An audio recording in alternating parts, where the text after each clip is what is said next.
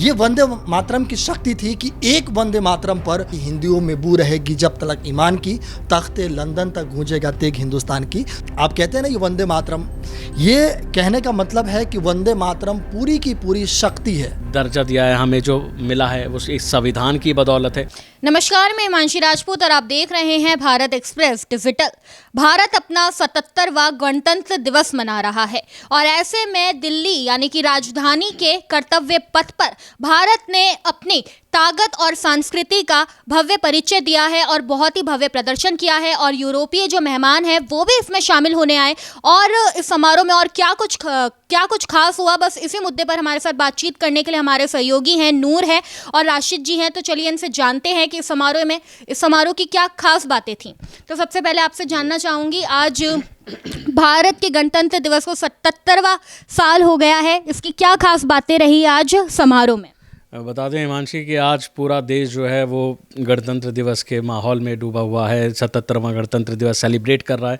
बीते दिन से इसकी तैयारियां शुरू हो गई थी और जैसा कि आपने देखा कि 26 जनवरी जो कि परेड जिसे देखने के लिए पूरा देश इंतज़ार करता है। कुछ लोग, मैं तो कहता हूँ, किस्मत वाले होते हैं जो जिन्हें पास मिल जाता है वहाँ जाके, एक वरना कौन जहाँ क्या देखना नहीं चाहता, कौन अपने देश की शान बान आन नहीं देखना चाहता। तो असल में क्या करते हैं, तमाम देशवासी सुबह सुबह टीवी पे बैठ जाते हैं और वहाँ अपने देश की ताकत है, झांकियाँ हैं, हर राज्य की उसकी जो प्रतिभा है उसे देखते हैं। और आपको बता दें कि इस बार की झांकियाँ भी बहुत स्पेशल हैं। उनमें कैसे हमारे देश की ताकत दिख रही है, उसमें किस तरह से हर राज्य की एक अलग संस्कृति है, कल्चर है, झांकियों के द्वारा वो प्रस्तुत किया जाता है।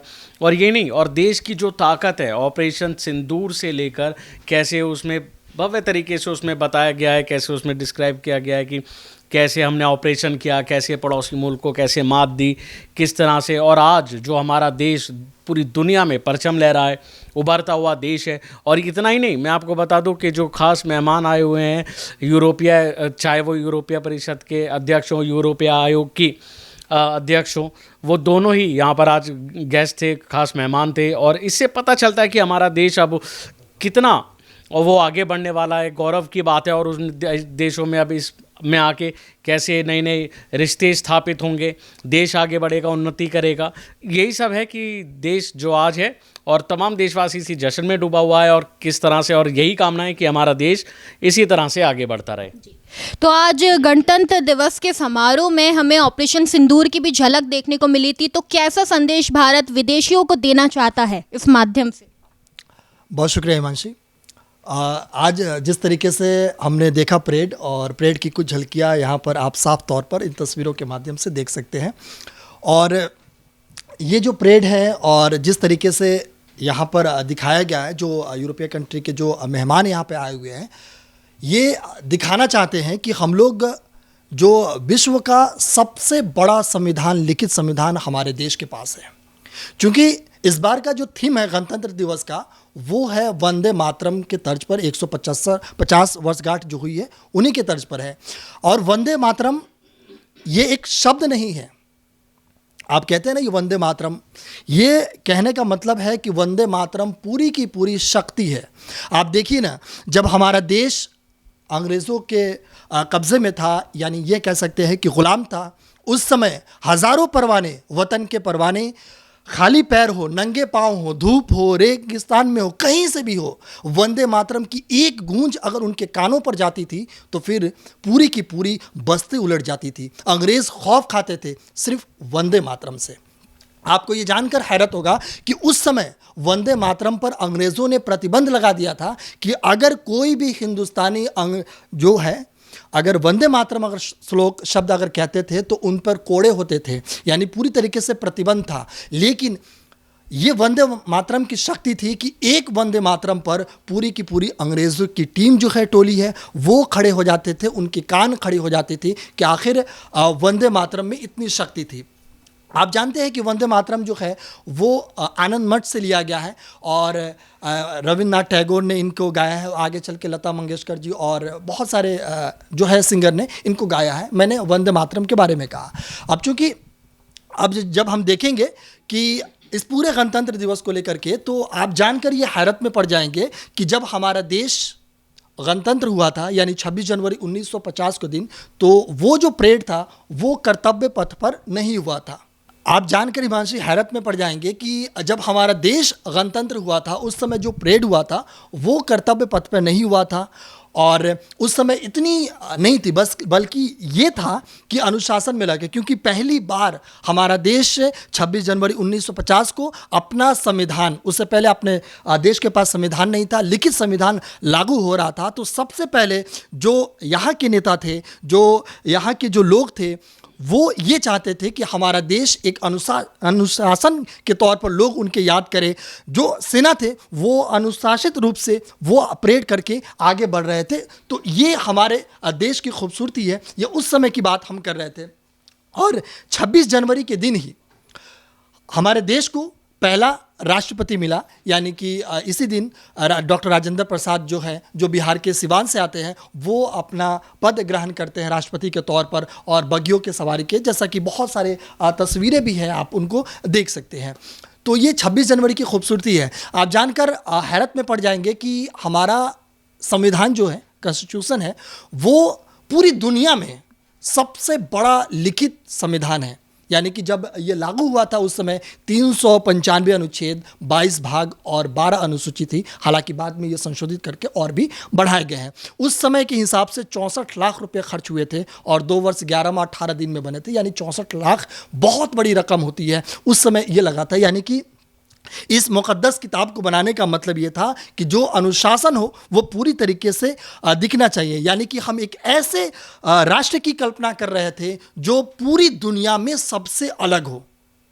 तो ये हमारे देश की खूबसूरती है। और 26 जनवरी 1950 को हमारा देश में जो है संविधान लागू हुआ था और इसी दिन हम लोग गणतंत्र हुआ था, और इसी याद में हम लोग रिपब्लिक डे मनाते हैं, जिसकी मैं चर्चा कर रहे थे। और आज पूरी दुनिया में हमारे देश का डंका बज रहा है। जी देखिए, जब भी 26 जनवरी की बात होती है तो एक शाही बग्गी की भी बहुत बात होती है, बहुत चर्चा में रहती है। उस शाही बग्गी के बारे में ज़रा बताइए कि वो शाही बग्गी कब कैसे भारत को मिली थी। देखिए, ये भी बात तभी की है जब देश आज़ाद हुआ था। और उसके बाद मैं आपको बता दूं, एक शाही रॉयल बग्गी जिसे कहते हैं, सोने की बग्गी कहा जाता है, वो बग्गी आज भारत में है। और ये किस्मत की बात है कि भारत के पास है, वरना तो वो पाकिस्तान के पास जाती। और इसका वाक़या मैं आपको ऐसे बता दूं कि जब बंटवारा हो रहा था देश में, तो हर एक छोटी सी चीज़ जो है वो बांटी जा रही थी। हर एक छोटी से छोटी चीज़ जो देश की विरासतें थी, उन्हें भागों में बांटा जा रहा था। ये भी कहा जा रहा था जिसको वहाँ जाना है वो वहाँ जाके रहे। किस तरह से बंटवारा हुआ, उसमें किस तरह से आपने देखा ही, नरसंहार इतिहास में दर्ज है। और जब बात आई इस बग्गी को लेके, तो बता दें कि उस वक्त टॉस किया जाता था। जी, जब फैसला जब नहीं हो रहा था तो ये कहा कि इसको एक टॉस के माध्यम से सुलझा लेते हैं। और उस टॉस में किस्मत ये रही कि भारत जीत गया। और वो रॉयल बग्गी जो आप देखते हैं कि वो जब से 1950, हालांकि बता दूं कि संविधान जो है 1948 में तैयार हो गया था, लेकिन उसे लागू होते होते 1950 का वक्त हो गया था। और तभी से वो भारत के पास है। और इस मौके पर, या कोई भी जब देश का एक ऐसा जश्न होता है, तो उस मौके पर जो हमारे राष्ट्रपति हैं, जो विदेशों से जो मेहमान आते हैं, वो उसमें सवारी करते हैं। हालांकि इसमें कुछ वक्त के लिए ये रुक भी गया था हिमांशी, क्योंकि 1984 में जैसे हमारे देश की जो पूर्व पीएम रही इंदिरा गांधी, उस कांड के बाद वो सभी को याद है, तो उस दौरान वो थोड़ा सा रुक गया था, क्योंकि सुरक्षा के लिहाज से ये सवाल उठाए जाने लगे कि ये थोड़ा सा सही नहीं है। सुरक्षा को लेकर सब नेता चिंतित होने लगे, तो कुछ सालों के लिए ये थोड़ा रुक गया था।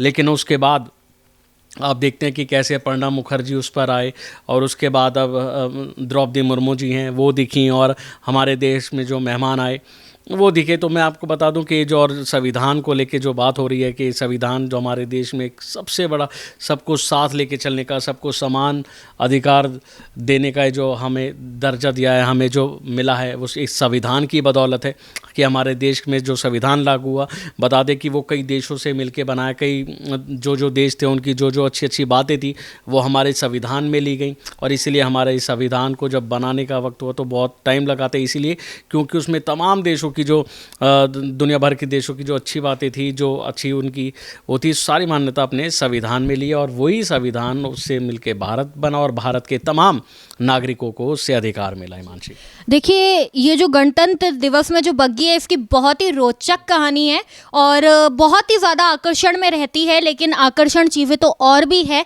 इस समारोह में जो झांकियां हैं राज्यों की तरफ से निकलती हैं, इस बार किस तरीके की झांकियां देखने को मिली? देखिए, बहुत ही खूबसूरत झांकियाँ इस बार देखने को मिली है। ख़ास करके जब हम देखेंगे कई सारी, वैसे तो पूरी झांकियाँ बहुत अच्छी झांकी दिखी और इसमें भी सबसे ज़्यादा मुझे लगा कि पश्चिम बंगाल की झांकी सबसे ज़्यादा है।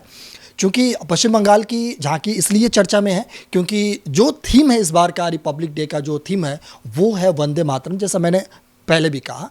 तो इस बार जो है उसी से रिलेटेड जो है, और ख़ास करके जो पश्चिम बंगाल की झांकी आप जब देखेंगे तो काफ़ी ज़्यादा खूबसूरत आपको नज़र आएगी। और हिमांशी, इसमें मैं एक बात और ऐड कर दूं, जिस तरीके से बहादुर शाह जफ़र ने कहा था कि हिंदियों में बू रहेगी जब तलक ईमान की, तख्ते लंदन तक गूंजेगा तेग हिंदुस्तान की। तो आज हम इसमें ऐड कर देना चाहते हैं कि हिंदियों में जब तक बू रहेगी ईमान की, तेग लंदन क्या पूरी दुनिया में गूंजेगा तेग हिंदुस्तान की। बहुत ही सुंदर शेर हमारे जो सहयोगी हैं उन्होंने सुनाया हमें। अब इसी के साथ मैं इस वीडियो को ख़त्म करती हूँ। देखते रहिए भारत एक्सप्रेस। नमस्कार।